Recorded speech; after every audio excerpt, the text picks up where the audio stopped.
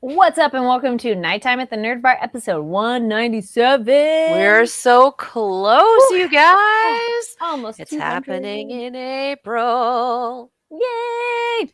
So So yes, stay mark your tuned for that calendars. 200 special. It's going to be another special episode. Yes. That's my round of applause. Yes. We are bringing you that Monday energy live. If you're watching live, join us over in the live chat. And if you're watching later, awesome, comment down below. We also in the description have links to a few cool interviews we've done recently with some anime voice actors. So you're going to want to check that out. And let's get into some introductions. Hello, I'm Carrie Lane. And I'm Katie Cullen. And we're going to be talking anime news and announcements, obviously Trigun and Frieren and much more. So stick around for all of that. Yes. Looking over in the live chat, yay, we got Kiki Derek. Howdy. Hello. Untitled on Purpose did a wave. Hello. Giga Derek, it says wait, but I do like them.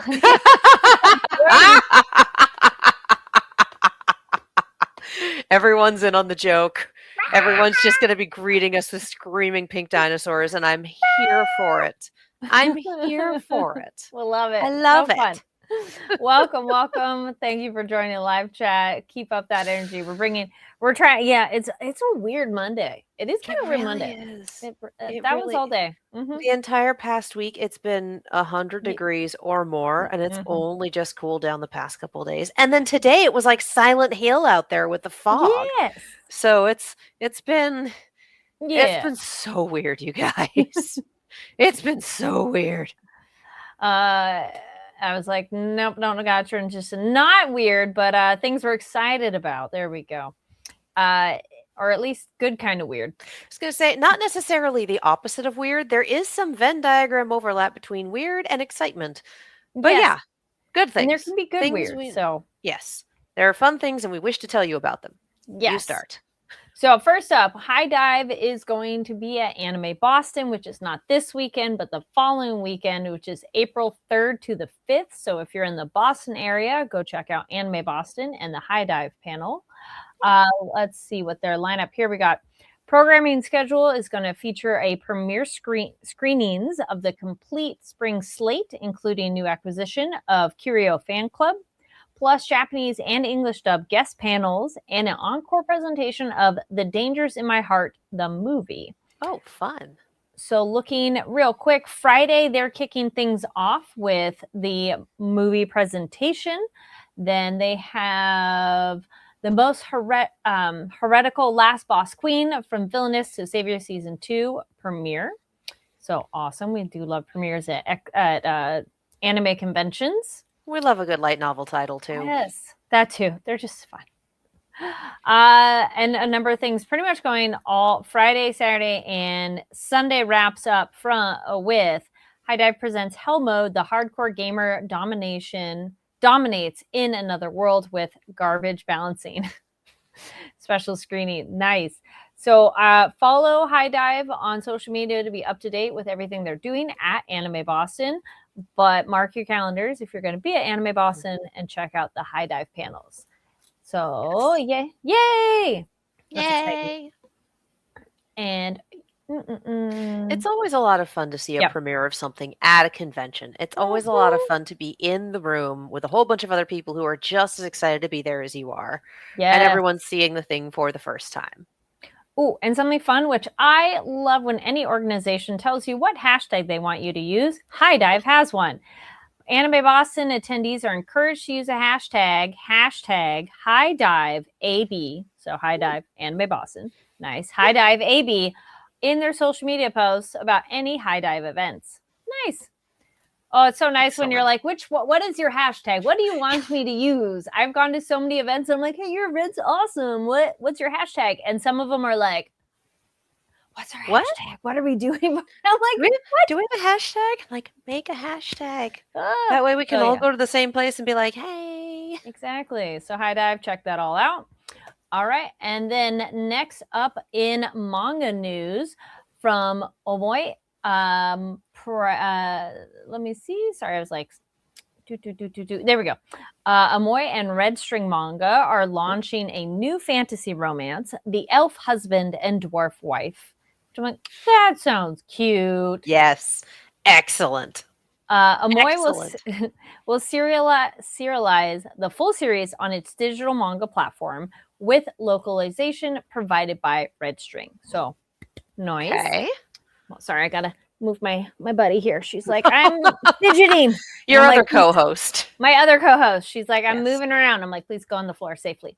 So Amoy is a digital manga platform, and they have that new series, The Elf Husband and Dwarf Wife, which sounds adorable. It really does. Series is complete in Japan with 23 chapters. Chapter 1 is available now, and new English chapters will release weekly. All chapters available for unlimited reading for fans to subscribe. Their premium subscription is only $4.99 per month. Nice. And this is the first exclusive series released jointly by Amoy and Red String Manga. Okay. Nice. So yeah, for more information, you can go to amoy.com. So that's OMOI.com. And it is available on iOS App Store and the Google Play Store. Wherever apps are found. Yes. Also, they have over 550 manga series available already of other titles. So very cool. And nice. A 14-day free trial and discounted annual plans are also available. And other titles are available. So yeah, go check out amoy.com. Also on Instagram, they are Instagram Read Amoy, which I'm like, nice. Yeah. Very cool. Yeah. And then moving on to Tokyo Pop. Tokyo Pop launches Mayuri Mori's BL manga series, Bride of Ignat. And which we have talked about before, Love, which is with Tokyo Pop. We love them. And we love them. Yeah. This story follows a lonely young man chosen to be sacrificed to a legendary dragon and instead finds love in this thrilling mystical romance. And I'm like, wait, do they fall in love with the dragon? Yeah. That's where my brain went. I'm like, yeah, it sounds so cool. Yeah. Yay! Yeah. This is that subsection. Okay, then. Fun subsection to play in. Let's be real. Debut of Volume 1 will be coming out April 28th, so a little over a month from now. And it'll be available digitally and paperback and hardcover. Yes, because young man is chosen to become the village's dragon bride, and Ignat, the mythical dragon, with whom he is sacrificed to. I'm all. I love this tagline. Okay, this is cute. Only the warmth of Rita's loving determination is enough to thaw Ignat's long frozen heart in this sweeping mythical, I can't read right now, I'm sorry, mythical romance by the rising star of the BL world, Mayuri Mori. This is a 2025 Chill Award winner. That sounds adorable. I love that. So we've talked about the Love imprint before and interviewed them several times. And they have made it very clear that no matter what your speed is in terms of what you like for romance and spiciness, they have something for you. This is definitely proof of that. Yes. Like, take it and run, friends. They cater to all crowds there. Readers 16 and over. And yep, for more information too, go check out Tokyo Pop on social media, as well as make sure to check out their Love titles. Yay! Very cute. Yay. All right, that's it on my end. All right, is it over to me? Great. Continuing on with No Seriously, We Love Physical Media. Media OCD announces more than 30 classic anime titles from Discotek Media and Media Blasters available for home media purchase for March. Discotek Deep Dive Initiative continues with a fresh selection of beloved anime titles for pre-order purchase from the Media OCD website. So, again, Keep in mind that all of these are pre-orders for March. All of them will ship in coming weeks, and all of them are available at the Media OCD, MEDIA OCD website. I am not going to read you the entire list, but it contains such classics as both Cardcaptor Sakura movies, The Adventures of Sonic the Hedgehog, the complete OVA series of Devilman, the TV series for Fist of the North Star, multiple classic. Kamen Rider series, Lupin the Third, Goodbye Partner, Mononoke, New Cutie Honey, 7 seasons of Sergeant Frog, and the complete series of Sonic X. And again, that's about a third of what's on the list, maybe. So if these are things that you haven't seen in a hot minute, or that you remember seeing the ads for when you were younger and going, I wish I gotten a chance to see that, Media OCD has you covered. Again, all of these are on the Media OCD website, available for pre-order. Hop on over there. And continuing on, let me find it. I don't have convenient tabs open. I have other things. Ooh. Giga Derek says Sergeant Frog had 7 seasons. It kind of doesn't surprise me. I remember when they were airing it on Toonami, and it seems like it went on for a good chunk of time. So yeah, why not? For the Sergeant Frog fans in the audience, Media OCD has you covered. Continuing on with physical releases. Again, we love physical releases. We like having physical media in this household. Crunchyroll. Dr. Stone Science Future Part 1 sets sail for Blu-ray release on June 30th from Crunchyroll, and The Apothecary Diary Season 1 to receive new Steelbook release. Ooh. So these are beautiful. We, of course, can see they've sent us pictures of what's in the Dr. Stone one.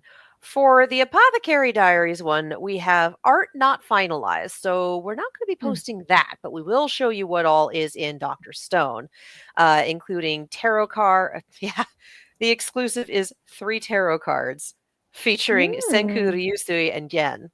Like, these look great, you guys. Again, those will go on the social medias. Apothecary Diaries Season 1 is going to get a new Steelbook, which will arrive later this year.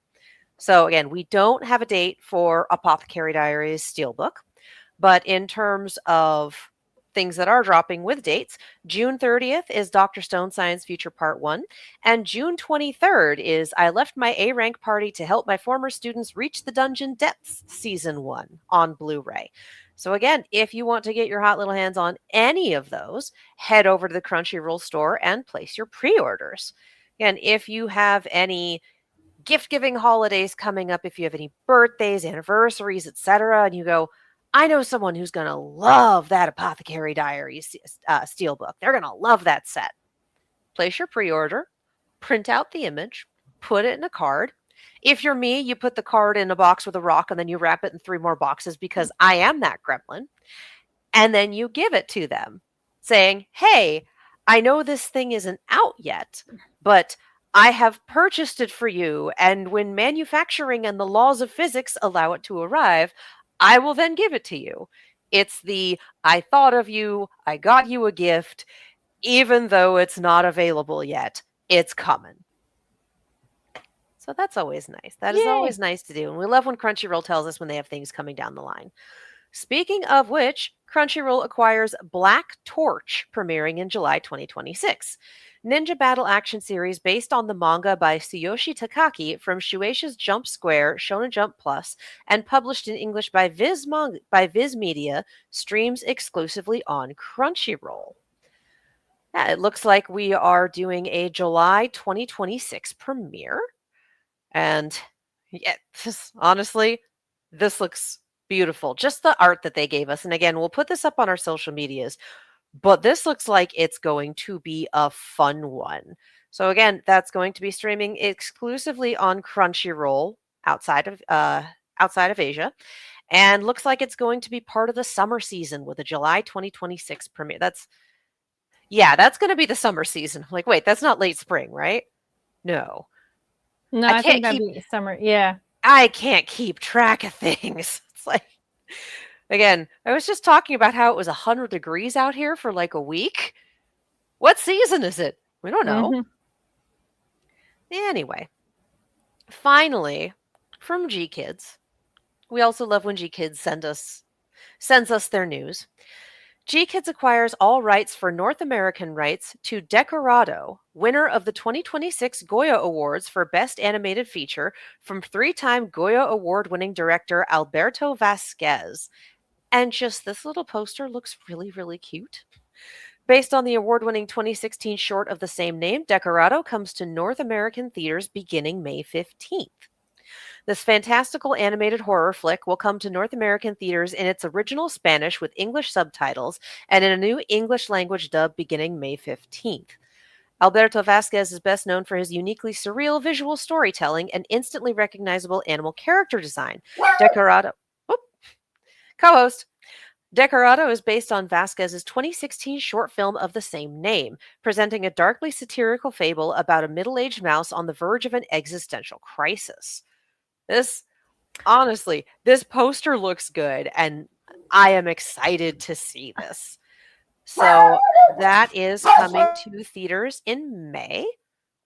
Yeah. I have seen this, one of the director's previous works at the Animations Film Festival. So this is not for kids, generally speaking. No. This person's work is very adult themes.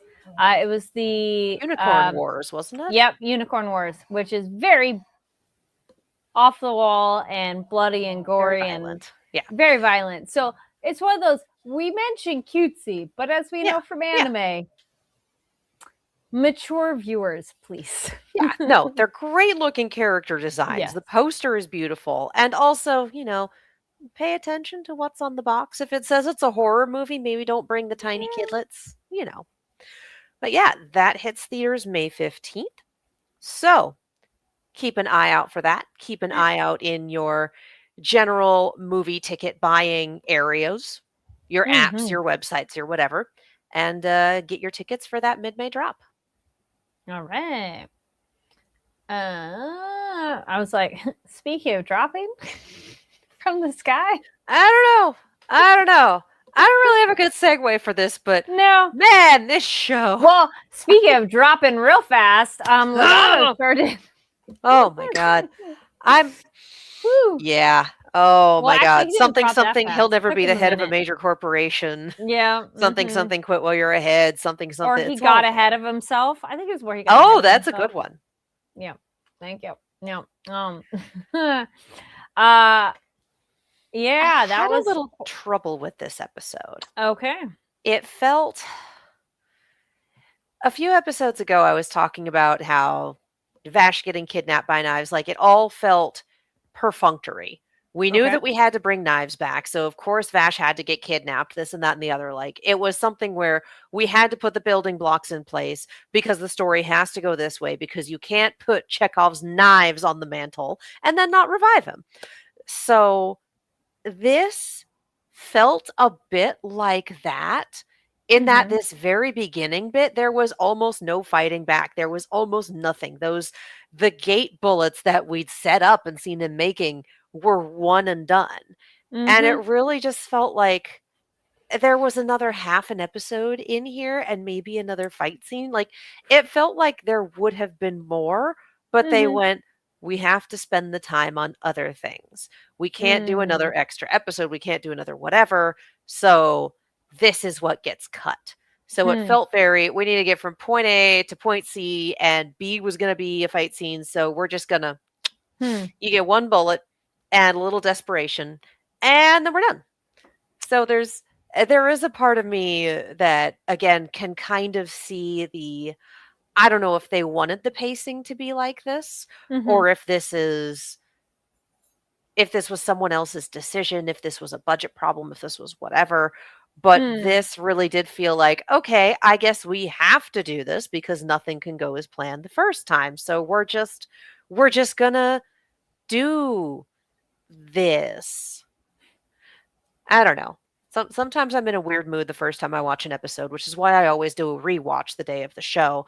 But both times I walked away from it feeling like we're just putting up dominoes to set them down.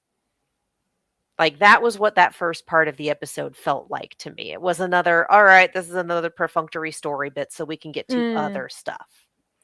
Yeah. Oh, there we go. Gig Darko. So pacing threw me off a bit. Just head in my hands, confused. Okay, I'm glad it wasn't just me. No, yeah, it was like the first third of the episode was like, okay. And then the second 2/3 were, oh, the good shit. Yeah, it did have that kind of like wrap things up real fast with Legato of like, oh, good. We were like, dude, this guy is a problem. And then it's like, and we're done.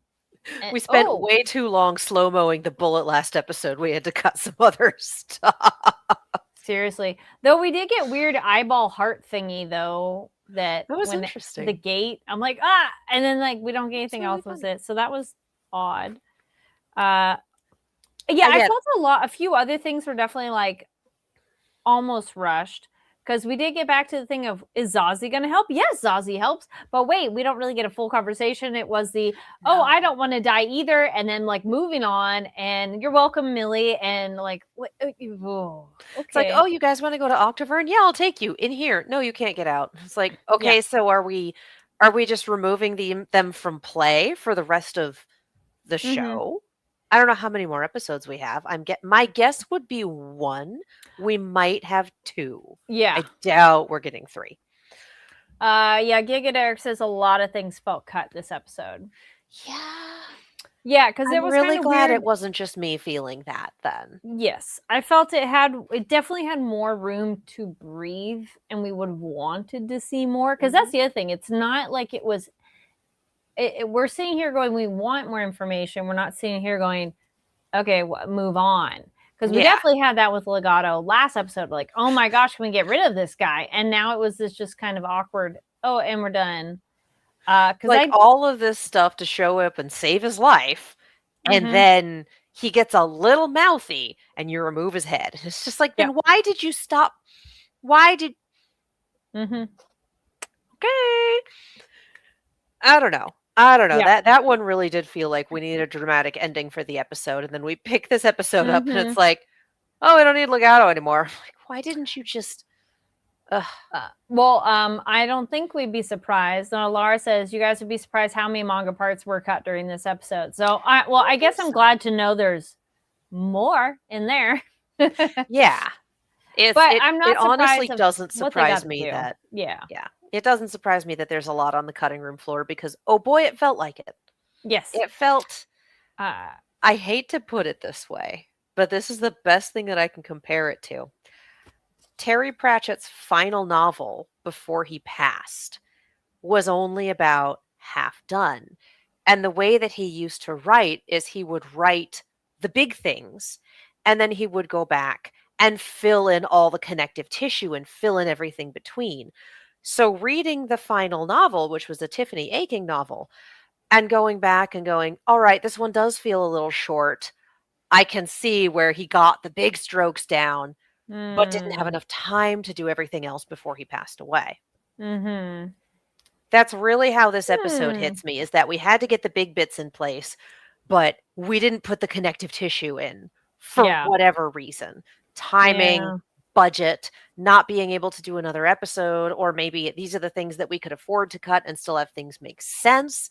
But that's what that feels like to me, is you got down the big parts, but you did not have time or ability to finesse for whatever reason. And it's kind of a shame because damn if Stampede and Stargaze haven't been real good. What was the other thing I was going to say? I wanted more with Zazie because we were talking about it. Like, this is such an interesting character.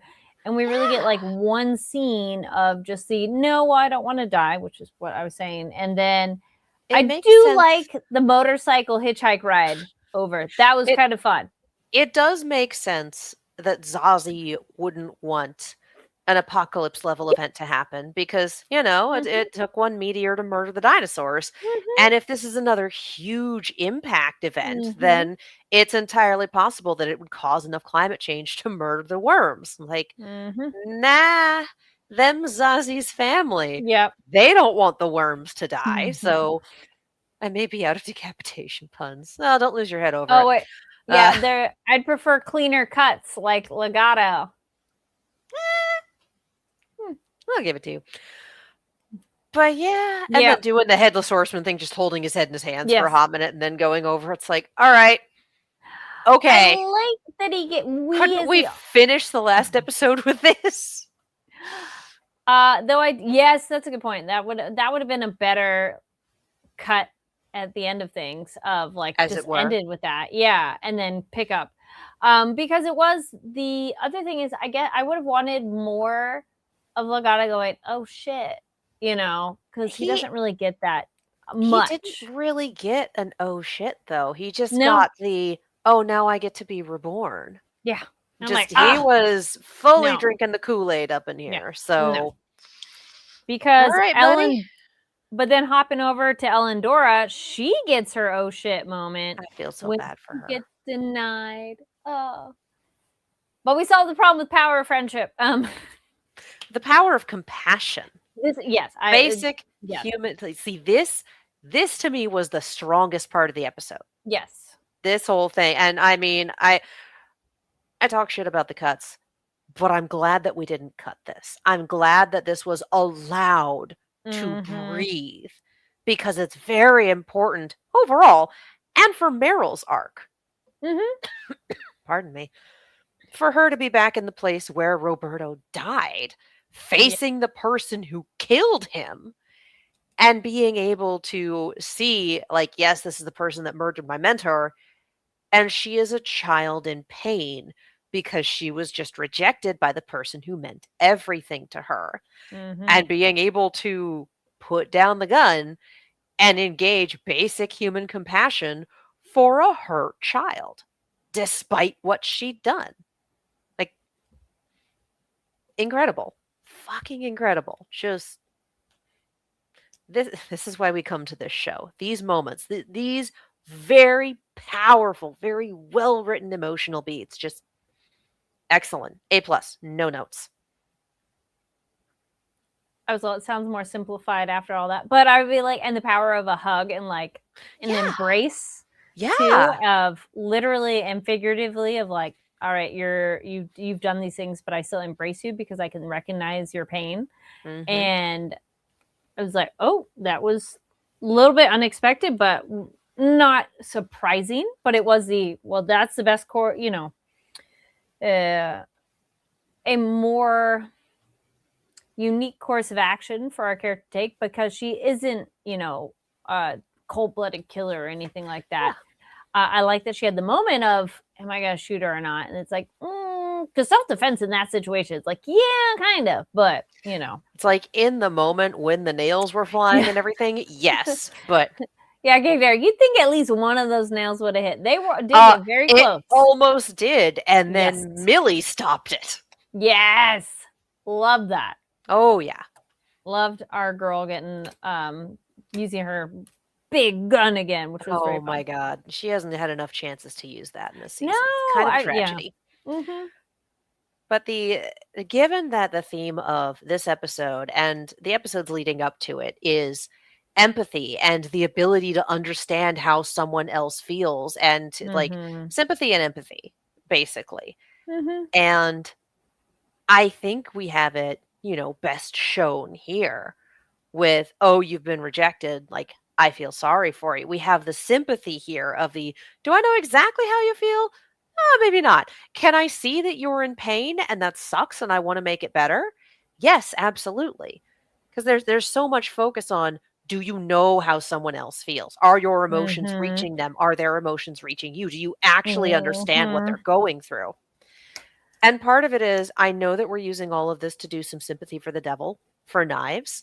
It's like, hey, these are his motivations. He's not just a genocidal maniac. He's also very lonely. And I'm like, yes, but also he's a genocidal maniac. Can we come back to that? It's kind of important. Yes. It's like, yes, he's a genocidal maniac who was traumatized as a kid. He found out that the woman who raised him vivisected his predecessor. It's just like, oh, this is all messed up. Yeah. And then there's complicit Rem. All of this is extremely messy. And for those who may not know, the difference between a dissection and a vivisection is, the dissection is you wait till they're dead. The vivisection is you don't. You do it while Like, they're alive. it's like, no, seriously, why did you have to vivisect her? Yeah. What in the... Why? Why? Because they want to study them. I mean, my God, you couldn't Not wait that till that's she a reason. passed and then But yeah. do an autopsy? So that was our poor Tesla. Oh my God, yeah. Which, and then I guess, yeah, I guess that's a little bit of irony there, is in Knives wanting to bring about the paradise for the plants. He's killed them all. Whoops! He killed them all. Yeah. It was, I mean, when he was a kid, he'd always had Vash. There had always been another one like him. And Vash rejected him after the whole, you know, murder thing after killing the person who raised them and a whole lot of other people and a lot of humans and causing them to crash land on a desolate planet and you know, the whole series. So yeah, no kidding. But then Knives spending this entire time feeling rejected and going, all right, well, there's other plants. Surely they'll be my friends too if I make them independent. Surely we'll all be able to live together and understand each other. And it's nobody. They're not like you. You are not built the same. And trying to forcibly make them like him, just wipe them out. Well, it's like, his feelings didn't reach them. I'm like, yeah, but did he actually ever understand plant physiology? Did he ever actually... Was there ever any, hey, will this actually work? Can we try this? Can we run a test case? Right? I don't think that happened. No, I think they just jumped right into that. Because then back to Rem of being, I don't know if you would apply it for all species and things, but at least in the, cliche thing of she's human, so she's not perfect. They make mistakes. Because she definitely seemed to have some sort of guilt in a few of them. But I mean, yes, you still did the thing. Yeah. But it's did not stop the thing from happening. But it's like the Vash and Knives' fault then of putting her on this pedestal of perfection. And it's like, no, like she can make mistakes too. And just the one thing doesn't erase all that she did for you.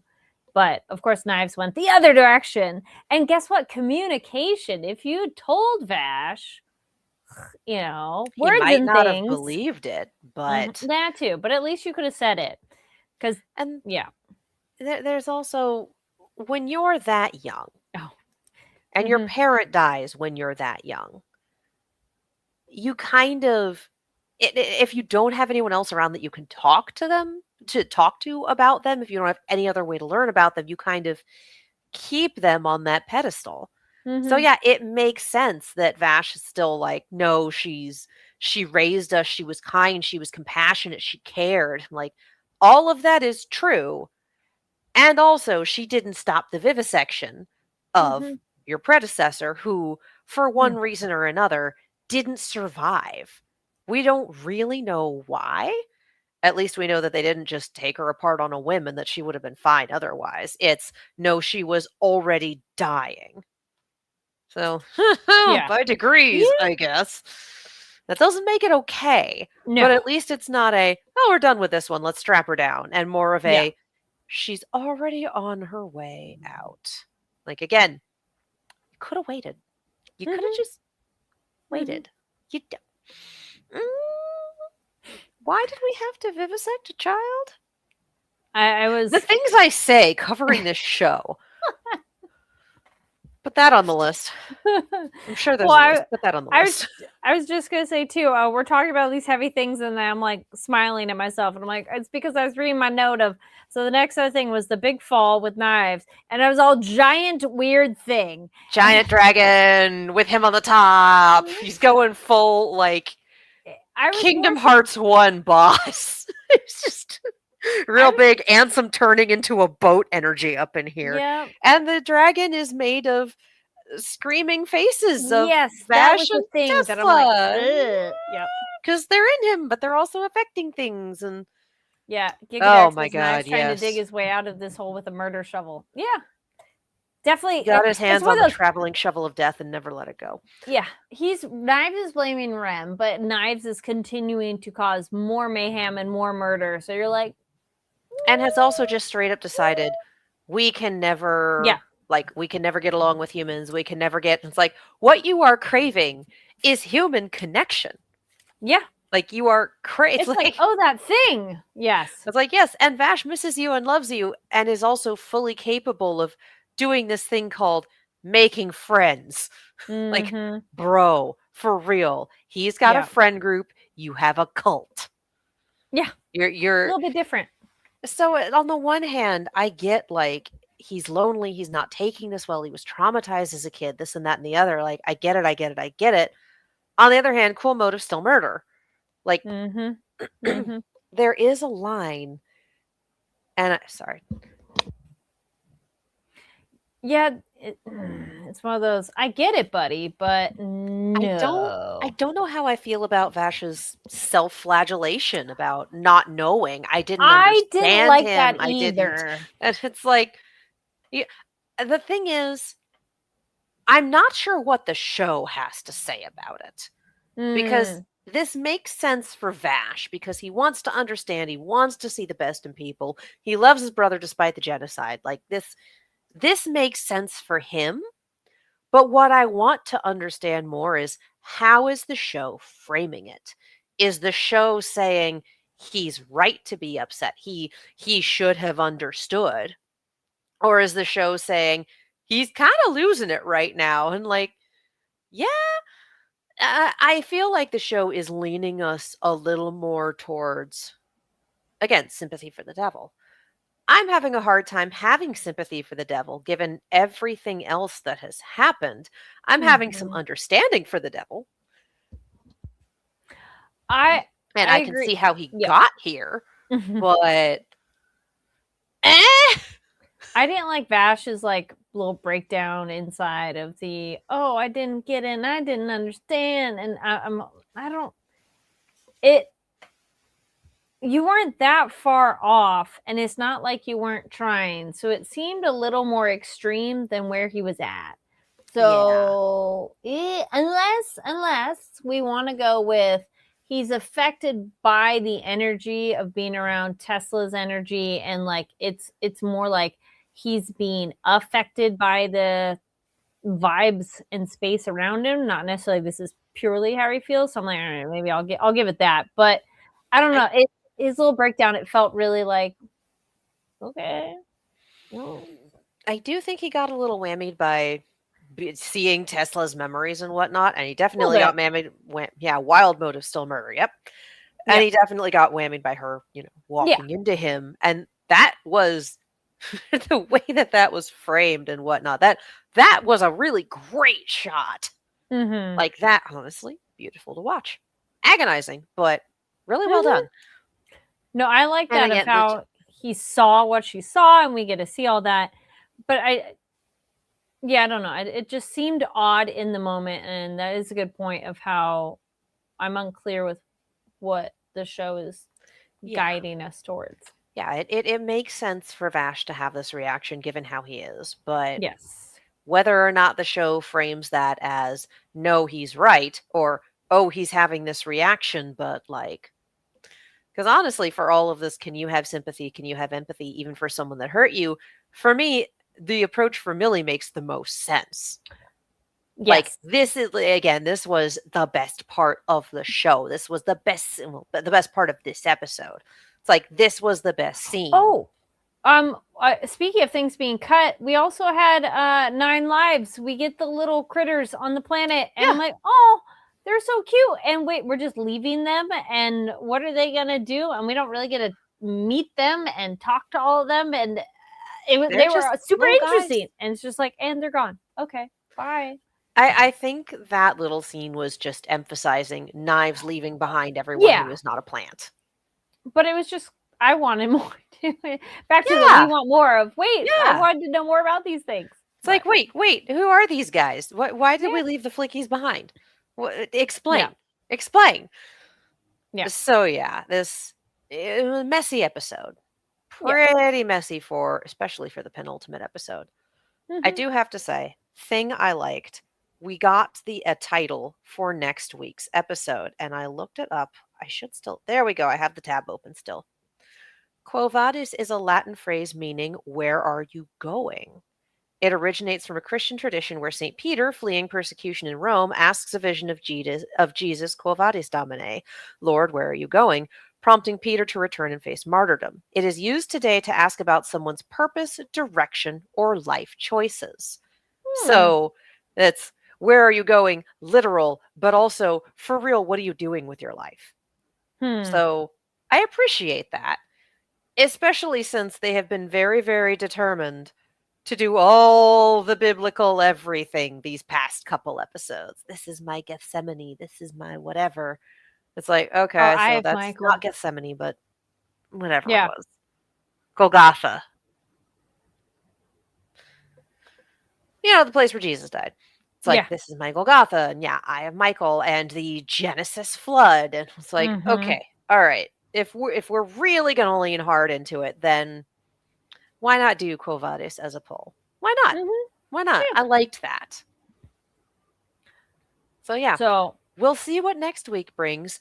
Uncertain if it's going to be series finale or not. I feel it could be, or they could have answers.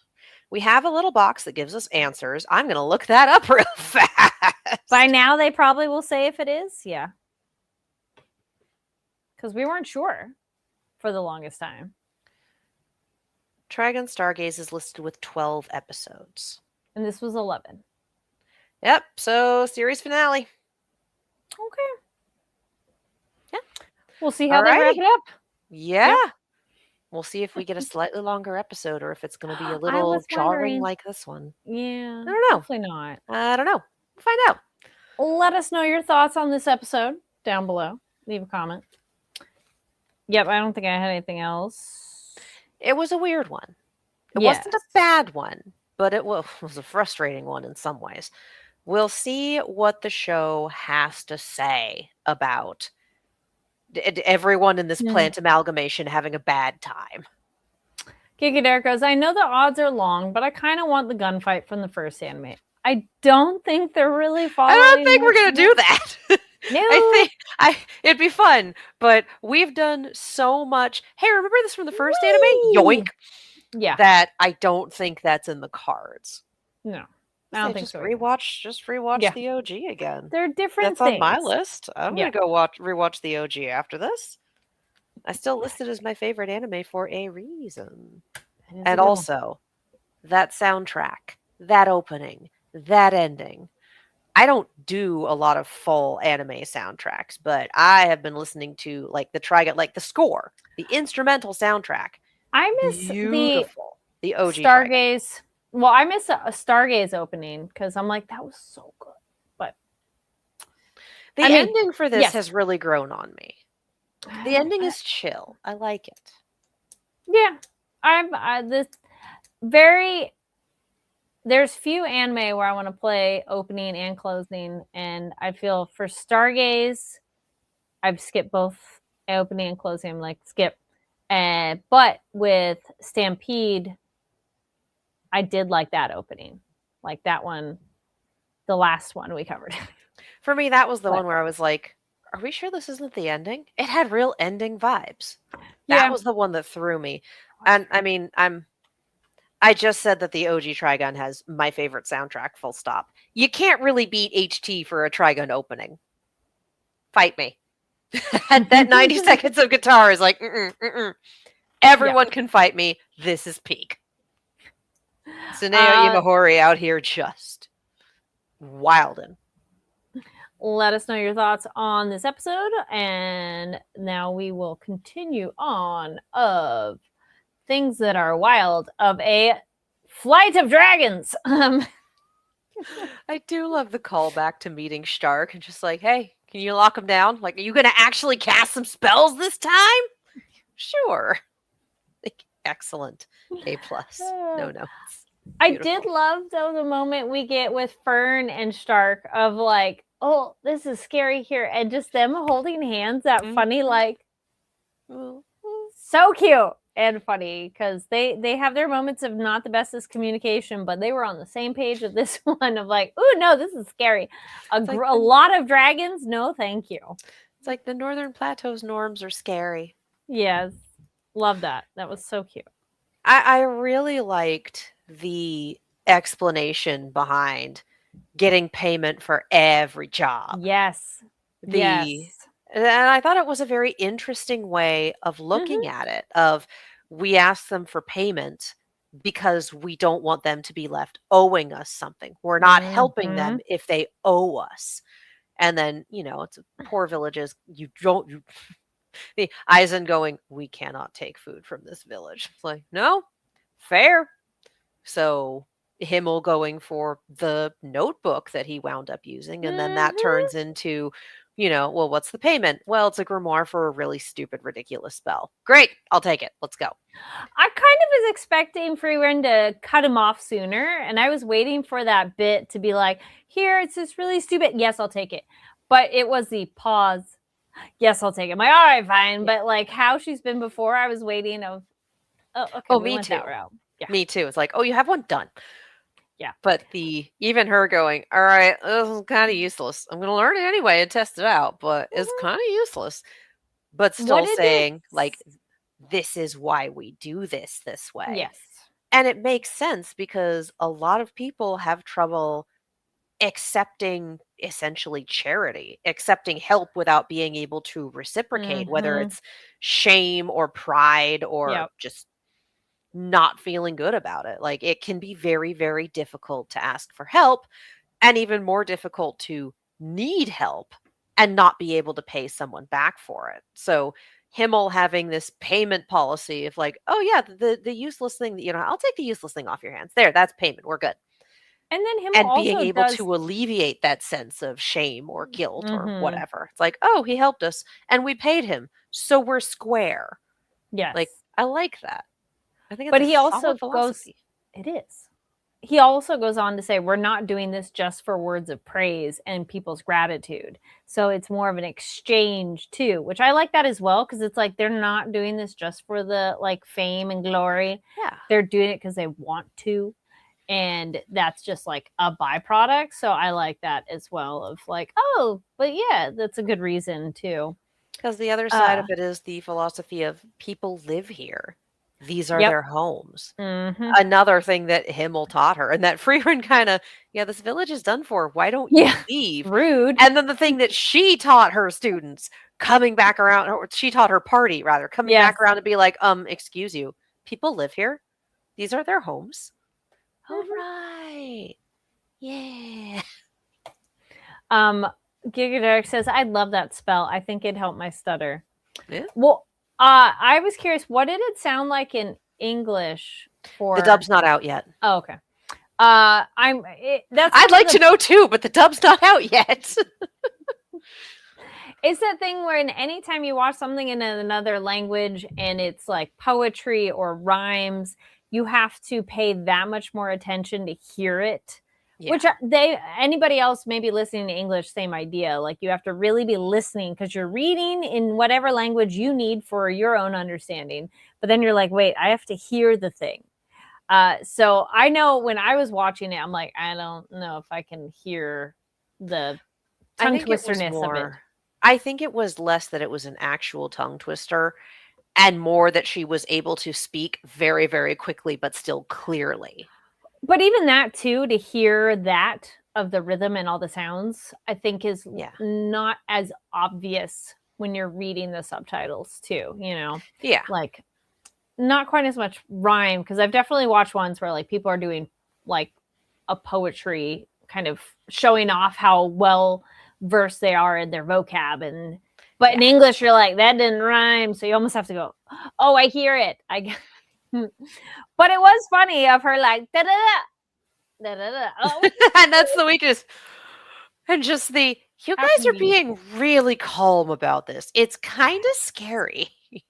And it's a kraken. I love that it's a kraken. Release the kraken. Adorable. Yep.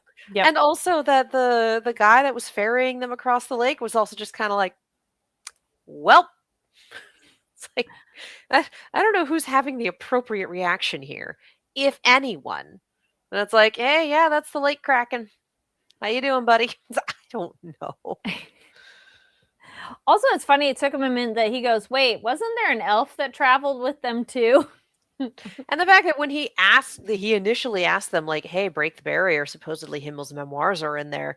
And she straight up says, oh, yeah, he lost that book he was writing, and I was wondering where it went. It's like, sir, you probably should have cottoned on then. I was thinking that too. Maybe it was one of those, like, maybe it was Yeah. one of those, like, he thought about it but didn't say anything until he saw the confirmation. That could be it too. Yeah. I kind of was wondering that as well, because I'm like, yeah, that'd be my follow-up. Be like, pardon moi, why you went when? How? Yeah, question exactly. what?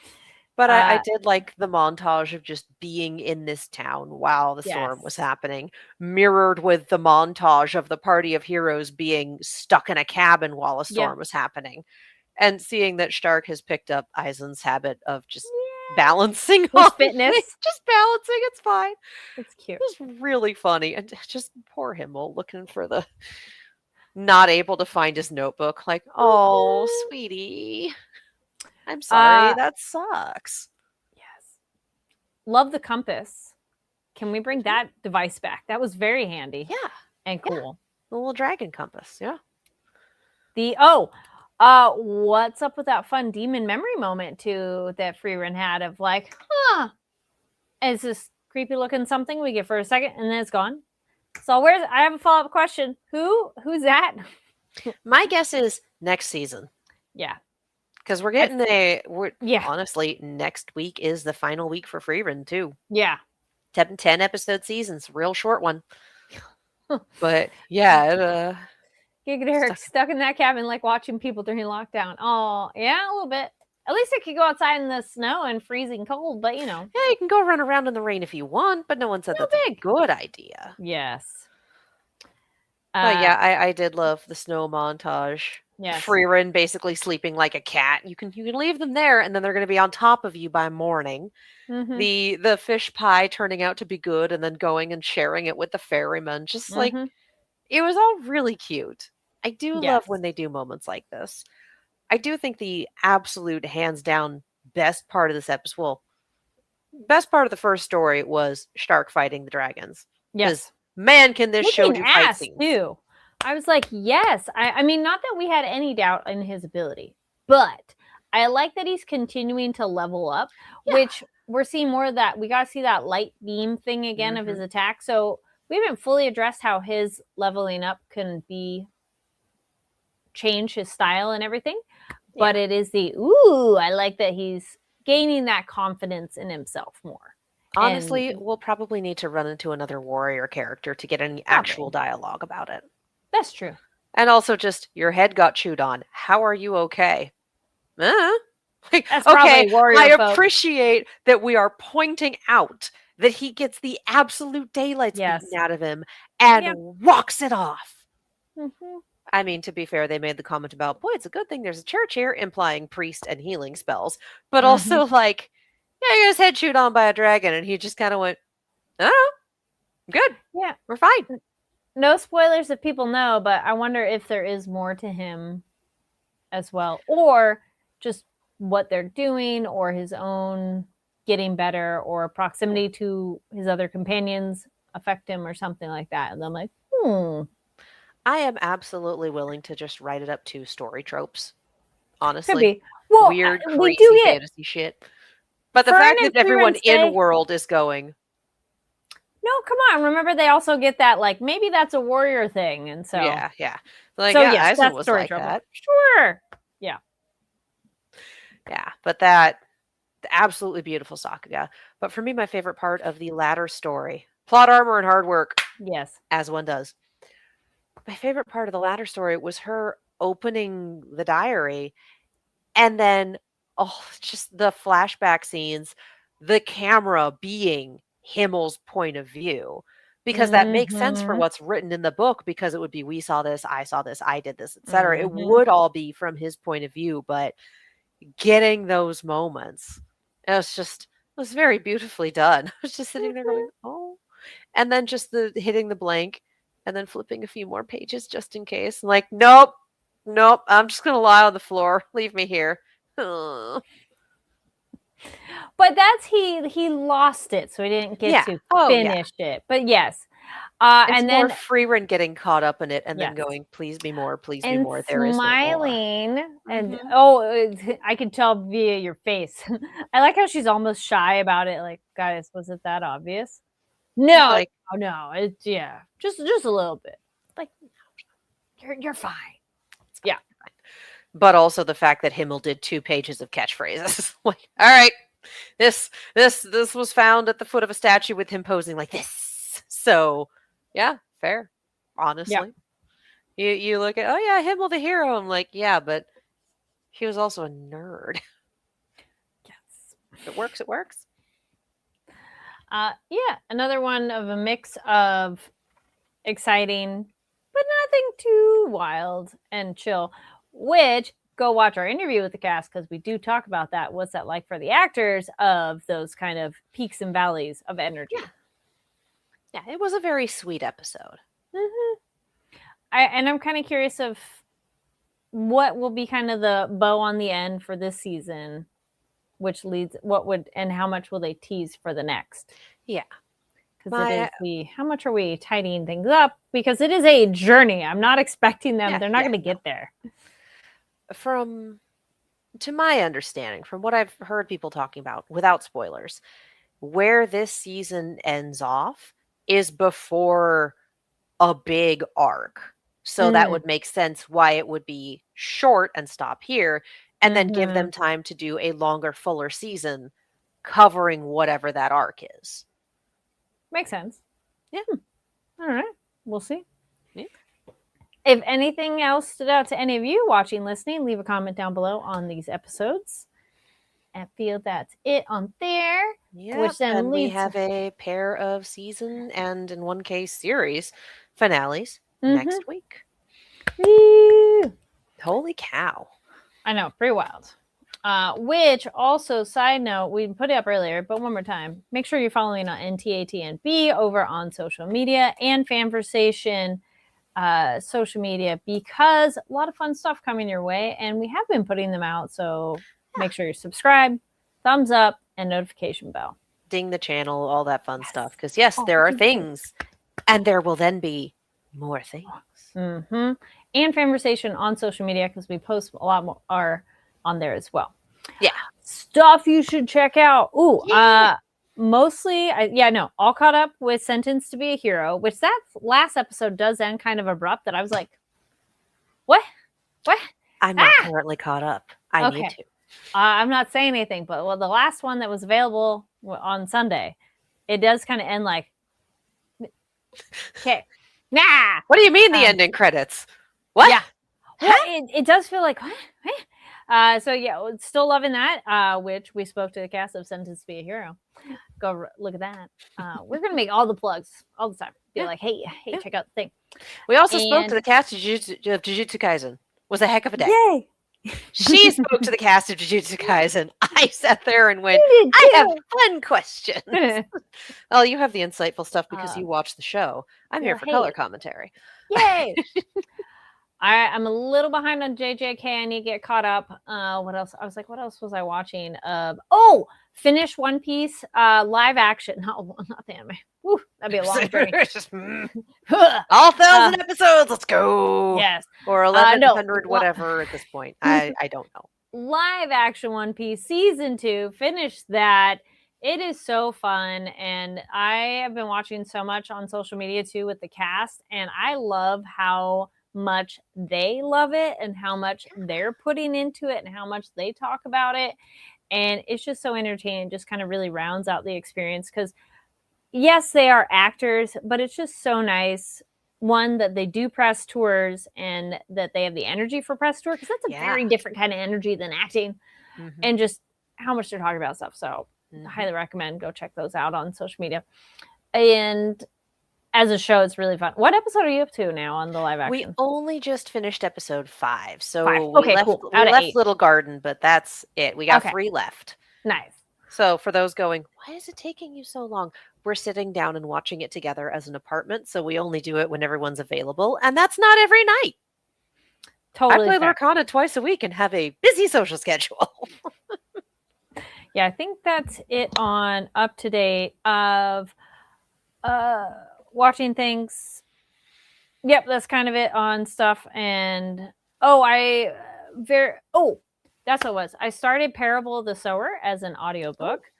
Enjoying that so far. I actually heard about it via social media, and it's kind of funny. Like, social media is like, blah, blah, here's cool books to check out. And I was like, okay, cool. And I was looking on my library of what's available on Hoopla, and it was like, I like walking and listening to something, which I also like doing language, which highly recommend if you want to learn a language, go through your library and listen to like audio things of that. I know some people, it's easier to see it, but if you were really learning and trying to just speak a language, highly recommend it. Go for a walk, just listen to it. You'll absorb it. You're watching anime. You're already kind of getting little bits of it. So Same idea. But yeah, just start Parable of the Sower. I'm like a few chapters in. It's kind of dystopian-ish, post-apocalyptic-y, future-ish, and not a ton has happened just yet, but it is a very realistic direction that our world could go in that you're like, okay. Oh boy. Of fires being such a problem that nobody bothers to put them out anymore because that's a waste of water. And because there is very little water, and gasoline is such a expensive and minimal commodity, like, not available. So nobody really drives anymore. You just have bikes and you stay much more centralized to where you live. Also, one part of it was just like a sad thing as being a dog owner. Nobody has dogs anymore or like pets because that's something to feed and you don't have a lot of food unless you're super rich. So it's interesting commentary on a lot of stuff. I'll report back when I'm further in, but so far so good. All right. And then looking real quick before we pass off on what you're watching, Gigadar says watching live action One Piece after rereading most of the manga, just bracing for the pain of the next few seasons. I'm curious how many seasons they'll do. They've said they want to do a full 13, that they want to adapt everything. Nice. We'll see how it goes. They build all those sets, and that's expensive, and we'll see how long Netflix has patience. That said, One Piece has continued to be a cultural phenomenon for a long time. One of the junkets, the actors were talking about, it's not necessarily complete what's exactly in the manga, but it was like get to a certain point, and that's where the live action will end. So I'm like, that kind of makes sense too, of like they'll get to like that, and then you have the other source. Yeah, because you can only do so much, but also it's incredible. And the adaptation changes of, this is a thing that we revealed later, but it actually makes more sense if it's in place at this point. Mm-hmm. So them doing all of that, like, that is a thing that makes sense. And that's one of those adaptation, I hesitate to say improvements, but it's a different approach and it works. When the creators are involved, it's so cool and such a great way for them to do that. And that's because that doesn't happen all the time. Also, Gigadar comments, all the anime I've been watching are ending so close to each other. Yes, it's like trying to figure out new spring stuff. Season is over, summer season is starting. So winter season is over, spring season is starting. Yes. It's been 100 degrees these past week. I'm losing my mind. Summer. What about you? What are you year watching? Is it? We went to go see Ready or Not, Here I Come when it dropped this weekend. Mm-hmm. It's one of those movies where it didn't need a sequel. Okay. They had a lot of fun, but I also think they tried to do too many moving parts. So is it the best movie I've ever seen? It's a solid 7 out of 10. Was there very fun 7 out of 10? Oh, yes, absolutely. Okay. And just from some of the stuff they introduced and did in the movie, we were talking afterwards about, okay, but like, I'd love to see a mini series about this, or I would love to see this thing happen. Like, are we going to have I don't think we need another sequel. Please let Grace rest. But also, wouldn't it be fun to play more in this world, in this area, with a different demon, with a different whatever? Because I learned afterwards, and I didn't realize this because it was an interview with Radio Silence where, Mr. LaBelle, the guy in these movies, is an anagram for the letters in Belial, who is a demon that is known as the Lord of Lies. I'm like, oh, so if he's Belial, we have a whole lot of other demons you can play with. What are the families that contracted with Asmodeus up to? Like, there's a world here that could be played in. It would be very interesting to see movies from the world of Ready or Not. I don't think we need another sequel to this. I did enjoy the one we got. So, but there's a lot more to play in now, I think, given what's been established. All right. Yeah, I kind of stopped watching Isekai Bean Counter. It was one of those things where I had a lot of fun the first few episodes, and then I went, there's not really enough here otherwise to keep me going. I did go back to Gentle Noble's Vacation recommendation, which is hysterical because it's got one of those protagonists where gravity bends itself around him, and you get to watch all the characters around him not being pulled in so much as gleefully leaping in. It's wild. Everyone loves this guy in one form or another, but you can also see why. Like, it's like, okay, no, he actually is classy and kind and stunningly competent with a vengeful streak a mile wide when someone messes with his friends. Hi, no, this is actually interesting to watch. I'm here for this. So, yeah, we're vibing with our anime watching choices still. Nice. Yeah, the rest of it is a ton of YouTubes. Just so many YouTubes. Gary Derek says, speaking of demons, I completely forgot there was another Hell of a Boss short. Yeah, I haven't watched it yet. I'm so behind on that one, but I've checked out some of it. I've enjoyed it. Same with, Has Been Hotel. I feel I mean, Has Been season 2 ended, and I don't know if we have any season 3 news yet. I feel like we've been confirmed for season 3, but I don't actually know. Yeah. I do know that Helluva did get picked up. I want to say by A24.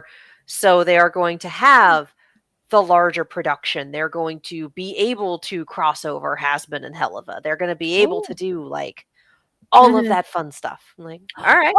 It means we're going to be waiting a while for full episodes of Helluva, but it'll be good. I was like, oh yeah, duh. Speaking of animation, finally finished The Mighty Nine. That's a fun one. I really enjoy that one. I think I like it better than their other series, if only because the characters are a little more interesting. And Mighty Nine came in a lot more focused. Vox Machina, where we picked up, was like a home game that had been running for years. That then turned into this streaming thing that they experimented with and started doing. And which, the Vox Machina, you can kind of tell, like, oh, we're learning some things. Oh, we did this. Mighty Nine, they knew what they were getting into, and they knew what they came in with, and did really, like, very unique, very interesting character hooks. And the thing with adapting it into animation is, like, having watched it, like, okay, there's this, and then watching what they change in the animation to tighten up the story to make things work, is to go, all right, interesting. Because the other thing is, for Vox Machina and Mighty Nine, Ashley's characters, Ashley was filming Blind Spot throughout all of these seasons. So she was in New York a lot. So she wasn't able to actually be at the table and play. There were some instances where she was able to, like, Skype in, especially when they were doing it live. Because pre-pandemic, it was live every Thursday night. You didn't know how long an episode was going to go, or when the break was going to be, or what would happen. Post-pandemic, they were filming it. They started filming it. And we're talking about the live show here, the stream, not the animation. Yeah. They would do it during the day, on a different day, etc. So they would be able to fit schedules better. And then they were also able to, when it was put up and streamed, they could say, hey, this episode is 5.5 hours long. The break is at the 2 hour and 30-minute mark, and it's 10 minutes long. There you go. So it works a lot better for people, I think, for the audience to be able to know, and for the cast to not be scrambling every Thursday. Yeah. But that was part of what they had to work with around Ashley's characters, with Pike and with Yasha, is sometimes she just couldn't be there. So in these animated adaptations, to be able to say, this is how it went down on the stream, let's take it back and let's see what else we can do. So Yasha's introduction is completely different, but it works better, and they don't have to work around the in-person schedule of, can the person's player be here? This probably should have been Tangent Corner this entire time. Anyway, Katie does Critical Role. I will button that with, or the bookend of it. Also enjoyed Vox Machina. And you can hop over to Mighty Nine if you're like, I just want animated action thing. But it does end like, but season 2 should be coming out either sometime this year or maybe into next year. But that's the nice thing with starting some shows late, is that you're like, cool, I don't have to wait 5 years for a new thing. I only have to wait maybe 6 months to a year. So, and then for those going, but what if I want to see more and I'm all caught up in there? Well, they're doing Bell's Hells, which is campaign 3. If I'm remembering this correctly, they've confirmed that they're going to animate Bell's Hells.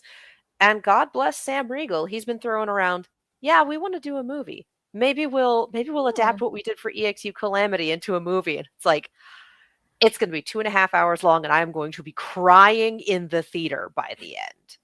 It's going to look. I cried at the last episode of Calamity when it was live streaming. The bits at the end and some of the speeches, I was just wearing my headphones and crying. Working from home at the time, thank goodness, but still just like, it's a doomed story.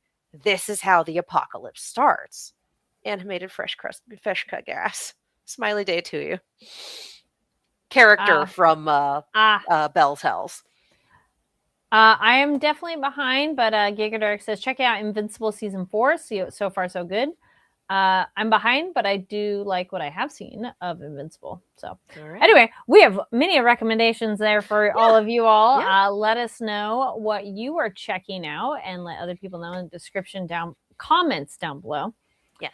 And in the description down below, you can go check out a bunch of stuff, which, Katie, where can people find you online? You can follow me all over the social medias, as well as on YouTube and Twitch at Kiaxet. That is Kiaxet. We've also got, like we've been saying, fun stuff on the Fanversation channel, fun stuff on the Fanversation Instagram, fun stuff on my own Instagram, as one does. Yes. And you all can find me online at Carrie D Lane. That's Karidlane.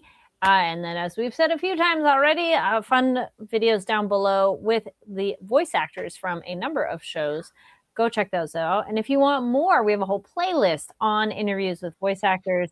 And yeah, make sure you're following Fanversation on social media and on YouTube, because we have more stuff coming your way. And again, the NTATMB over on Twitter and Blue Sky. Which then brings us to the end of Nighttime at the Nerd Bar, episode 197. Thank you for joining us.